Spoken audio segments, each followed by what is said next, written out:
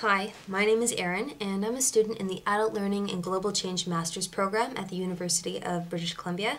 I started in the 2007 cohort, and it's now 2009, and as part of my capstone project, I've decided to reflect on my learnings and experiences in the program, but also leave future participants in this program with a bit of advice.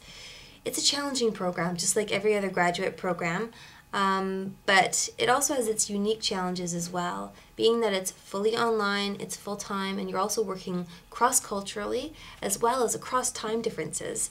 There are some pieces of advice that might help you get through the program a little bit more smoothly than maybe myself or some of my co-learners. So here are my top 10 survival tips for the Adult Learning and Global Change Master's Program. The first thing is relax. For those of you that are entering a graduate program for the first time, like I was, it can be intimidating, especially since it's online. And sometimes you can doubt your abilities. But you were selected for this program for a reason, and you have your own unique experiences and opinions to add to the conversation, so don't be afraid to jump right in. Tip number 2. This can help alleviate some of the anxiety that you feel when you get into the program, especially if you're new to online learning, and that is putting a face to some of the co-learners that you're working with. And this isn't something that's necessarily possible for everybody in the program because a lot of learners come from remote or isolated regions around the world. But for specifically myself, who comes from the Pacific West Coast of Canada, there were quite a few learners that were local and able to get together in the very first month.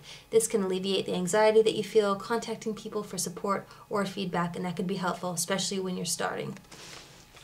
Number 3, one of the things that they have you do to try to get connected to other people in the program right off the bat is connect with a learning partner. This person is going to be responsible for proofreading your self-assessment and your learning plan that you put together in your very first module. But don't panic. This isn't a relationship that will necessarily or realistically be maintained throughout your 2 years in the program. It may diminish over time, and that's absolutely okay and normal. You're going to meet lots of other people in the program and have lots of other less formal partnerships as you go along. Tip number 4. Get familiar with podcasts. For some people, this is something that's not new. They've done it a million times. But for other people like me, I've never done a podcast before. So the sooner you can get familiar with it, the better. Another reason is that they're going to have you do an assignment to get familiar with it in your first year during the program. And the reason for that is that it's also a very useful tool for keeping track of your thoughts, feelings, and emotions as you go through the program. Having that record when you reflect back on your time during the program at the very end of your 2 years is extremely helpful and entertaining. So I encourage you to do that. Tip number 5. Expect the unexpected. This is still a relatively new program, and there's lots of kinks and challenges that come along with that. It might include changing learning platforms several times. It might include unexpected assignments or last-minute changes. So try to anticipate the fact that it's going to be challenging, and that'll help you roll with the punches a little bit easier. Tip number 6. This will also help you roll with the punches a little easier. That is staying in contact with your local program people, including your professor and also your tutor. Even though they might not be the people responsible for the module that you're in at a given time, if you are confused about the process, the program, or any of the specific content, it's more than likely that they'll be able to answer those questions for you. So stay in contact with them. One way that you can do that is by using the listserv mailing list and also email. It's more than likely that if you're concerned or have questions about something, that somebody else in your cohort does as well. So when you put that question out there, you're going to get lots of different replies and also additional support for your question from other people. That said, another tidbit of advice is once you start having a private conversation with somebody, just between you and somebody else, switch to direct email. Otherwise, you'll be leaving 800 messages for somebody else in their email that have nothing to do with them. Tip number 8, be aware of the time differences. This is really important because if you are trying to contact people, whether it's your co-learners that are in a group project or your professor if you have questions, a lot of times there can be a delay. So using that listserv and the email list can really help to reduce that time delay.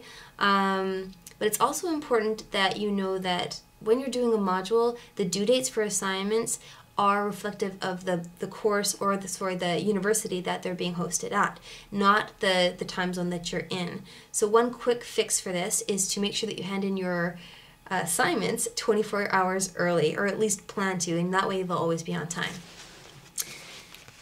Another part of that is being part of this program. You're in a module-based system, which means that the modules are going to happen one after the other. So they're going to have different end and start times than the semester-based system. There will also be different amount of times allocated to the breaks in between the modules, so it can get kind of confusing. A way to stay on top of this is at the very end of each module, contact a co-learner and find out when the next start date is happening. Then nothing probably worse can happen to you in this program than thinking you're on a break, relaxing, and then realizing, oops, I'm a week behind in a class that's already started. And last but not least, this is something, if you're starting through UBC in this program, you're going to hear quite a lot, especially from Garnet. That is, don't worry, be happy. What does that mean? It just means that over the next 2 years, you can expect to have a lot of different challenges. Some of them might be personal, some of them might be academic, but either way, the people that are involved in this program are there to support you, especially your professors and tutors, and they want you to succeed. So if you have any challenges, go to them directly. They're going to help you out and make sure that you have the most successful time in this program as possible. That's it. Hope you enjoyed and found my top 10 tips useful, and good luck in your time during the program.